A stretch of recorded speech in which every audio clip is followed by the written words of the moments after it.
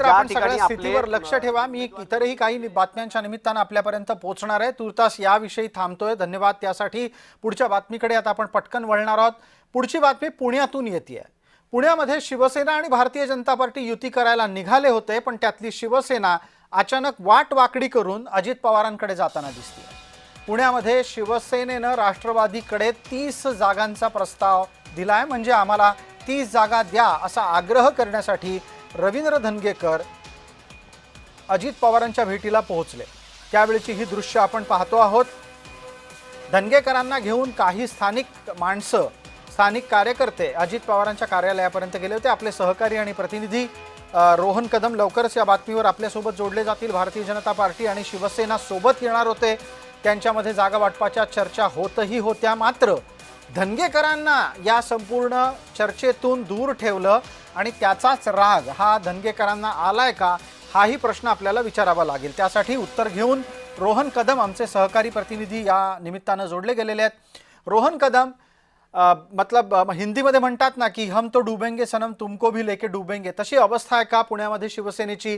भारतीय जनता पार्टीनं धंगेकरांना दूर ठेवलं तर धंगेकर अख्खी पार्टीज घेऊन अजित पवारांच्या पुढे युतीसाठी निघालेले आहेत। जी थोडी गडबड सुरू आहे, कारण का रवींद्र धंगेकर जे आहेत ते आता थोड्याच वेळामध्ये बाहेर आलेले पाहायला मिळतात। ते पोहोचतायत, कारण का अजित पवारांसोबत साधारणतः तासभर ही सगळी मीटिंग जी आहे ती चाललेली होती आणि सन्मानपूर्वक जागा ज्या आहेत त्या शिवसेनेला दिल्या गेल्या नाहीत आणि या सगळ्या चर्चेमध्ये रवींद्र धंगेकरांनी देखील लांब ठेवलेलं होतं। परंतु फक्त धंगेकरच नाही तर शिवसेनेचे महत्त्वाचे नेते जे आहेत ते पुण्यातले ते या ठिकाणी पोहोचलेत आणि त्यांच्या माध्यमातून एक प्रस्ताव जो आहे तो अजित पवारांकडे दिलेला पाहायला मिळतोय। बिलकुल बिलकुल रोहन, कदाचित आपल्या मागे रवींद्र धंगेकर आलेले आहेत असं वाटतंय। आपण त्यांच्यापर्यंत पोहोचण्याचा प्रयत्न करा। आपण तातडीनं त्या बातमीवर राहा, मी काही वेळात आपल्यापर्यंत परत येतो। दरम्यान एका पुढच्या बातमीकडे आधी जाऊयात। अजित पवारांच्या संदर्भातली पुढची बातमी आहे ती आता आपण पाहतोय। ती बातमी अर्थातच पुण्याच्या ऐवजी नाशकातून येते। नाशकामध्ये शिवसेना आणि राष्ट्रवादीची युती झालेली आहे। पुण्यामधल्या वादाच्या नंतर आपण नाशकातही भाजपा शिवसेनेतला वाद पाहतो आहोत। तिथे भारतीय जनता पार्टी आणि शिवसेना एकत्र येणार होती खरी, पण प्रत्यक्षात एकनाथ शिंदे आणि अजित पवार भाजपाच्या विरोधात नाशकामध्ये एकत्र आलेले आहेत। या क्षणाच्या निमित्तानं आपल्याला लक्षात घ्यायला लागेल की नाशिकमध्ये मनपा निवडणूक भारतीय जनता पार्टी स्वबळावर लढवणार असं ठरलं आणि त्याच्यानंतर हा विषय अधिकाधिक वाढत गेलेला आहे। रवींद्र धंगेकर पोहोचले दरम्यान पुण्यात आपण थेट जातोय। मामा थोडं मागे सरका, मामा ए बूम खाली घ्या थोडे, अरे बूम खाली घ्या थोडे। मामा, किती जागांचा प्रस्ताव तुम्ही अजित पवारांना दिला त्याचं उत्तर सांगा। अजित पवारांसोबत जवळपास तासभर तुमची बैठक झाली, नेमकं काय तुम्ही प्रस्ताव जो आहे नेमकं काय प्रस्ताव तुम्ही घेऊन आलाय मामा? किती जागांचा प्रस्ताव दिलेला होता, थेट उत्तर द्या।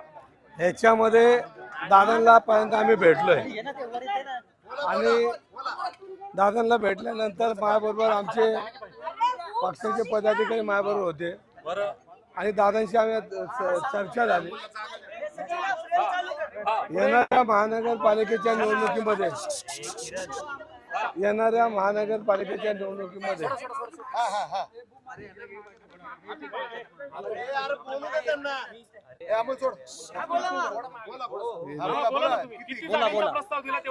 याच्यामध्ये कुठल्या जागेचा प्रस्ताव आता दिलेला नाही।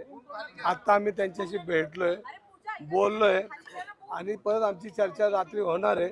अजून आमची कुठली चर्चा झालेली नाहीये, पण आम्ही भेटायला आलेलो आहे आणि आता पुणे महानगरपालिकेच्या निवडणुकी संदर्भात आपण राज्यामध्ये एकत्र आहोत।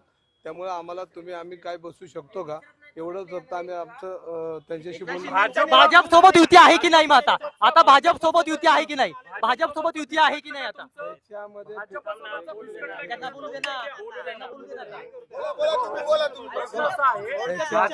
भाजप सोबतचा फिसकटलंय का? याच्यामध्ये सदिच्छा भेट होती, निवडणूक आहे असली तरी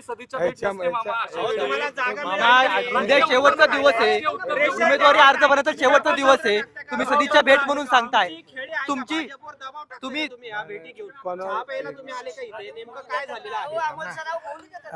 त्यांना बोलू द्या ना।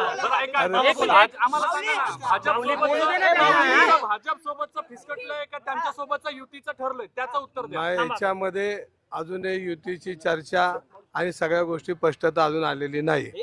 पण आम्ही माझ्याबरोबर असणारे शिवसेनेच्या कार्यकर्त्यांची आमची चर्चा झाल्यानंतर आम्ही दादांना भेटायला आलो आणि दादाला भेटायला आल्यानंतर आम्ही काही गोष्टीची चर्चा करण्याचा प्रयत्न केला. पण दादांपुढे एवढी मीटिंग बैठक होती, दादांबरोबर बसलो, गप्पा मारल्या आणि आम्ही दादांना सांगितलं की तुम्ही आम्हाला तुम्ही आणि आम्ही जर येत असून तर आपल्याला पुढे काय करता येईल.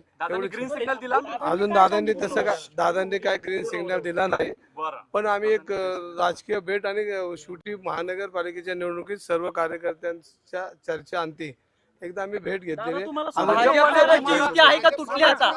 भाजपसोबतची युती आहे का तुटली? भारतीय आहे का तुटली भाजपसोबत? एक मिनिट. अरे मला तुम्हाला एक सांगा, भाजपने किती जागा एक मिनिट. आजच्या तारखेला आजच्या तारखेला भाजपने एक मिनिट फॉर्म भरले 60 लोकांनी भाजपने भाजपच्या. तुम्हाला किती जागा किती दिल्या भाजपने तुम्हाला? स्पष्टता युतीची स्पष्टता अजून पूर्णपणे आमच्यापर्यंत आलेली नाहीये. युती कोणाला निरोप देतील? नाही नाही अनेक उमेदवारांनी उमेदवारी अर्ज भरले आहेत आणि तरी तुम्ही म्हणता की अजून आमच्या चर्चा सुरू आहे. आता भाजप याची- तुमच्यावर दुर्लक्ष करताय का? नाही. 3 वाजेपर्यंतची वेळ आहे फक्त. हा, तुम्हाला आमची- किती जागेची अपेक्षा आहे आता? आमची स्पष्टता अजून युतीची झालेली नाहीये. दादांना भेटायला आलेलो आहे. दादा काय म्हणतात त्याचा निरोप आम्हाला संध्याकाळी मिळेल. भाजप काय म्हणतात? तर तुम्हाला किती जागांची अपेक्षा सांगा. किती जागांची अपेक्षा आहे? आता एक मिनिट काय नाही काही एक मिनिट काही चर्चा झाली नाही. दादांना भेटायला आलो आणि याच्यामध्ये तुम्हाला वेळ दिला नाही असं म्हणायचं का? काय नाही दादांबरोबर चहा पिलो. फोटो दाखवू का? चहा पिण्याची वेळ मामा, चहा पिण्याची वेळ. एक तर तुम्हाला कुठल्याच भाजप सोबत ज्या ज्या बैठका झाल्या भाजप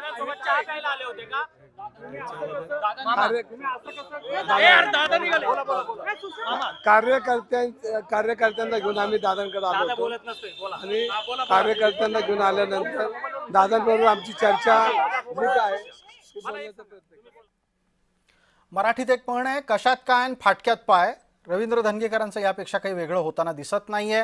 भारतीय जनता पार्टी आणि शिवसेनेची युती असताना त्याच्यामधला एक गट फोडून धंगेकर अजित पवारांकडे जाण्याचा प्रयत्न करतात. दरम्यान नाशिकमध्ये अजित पवारांच्या सोबत जाण्याची तयारी शिवसेनेनं केलेली आहे.